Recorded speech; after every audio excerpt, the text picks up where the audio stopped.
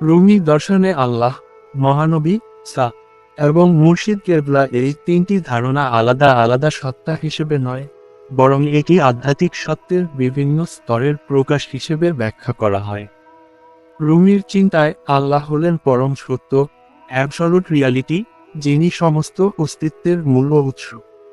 কিন্তু এই পরম সত্যকে সরাসরি উপলব্ধি করা সাধারণ মানুষের জন্য কঠিন, তাই তিনি নিজেকে প্রকাশ করেন নূর, হিদায়াত ও প্রেমের রূপে।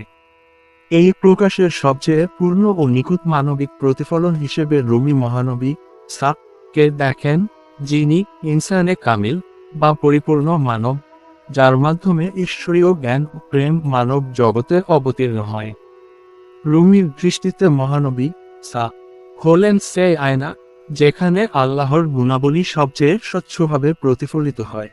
তিনি কেবল আইন বা শরীয়তের বাহক নন, বরং আধ্যাত্মিক জাগরণের দরজা। তাই নবীকে অনুসরণ করা মানে আল্লাহর দিকে ফিরে যাওয়ার পথ খুঁজে পাওয়া। এরপর আসে মুর্শিদ বা কেবলা, যিনি সময় ও স্থানের বাস্তবতায় সেই নবী প্রদত্ত আধ্যাত্মিক আলোকে মানুষের অন্তরে পৌঁছে দেন।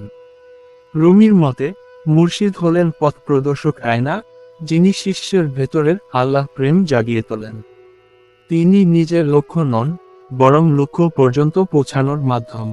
কেবলা এখানে কেবল দিক নয়, বরং অন্তরের দিক, যেদিকে তাকালে মানুষ নিজের ভেতরের ঈশ্বরীয় সত্যকে চিনতে পারে।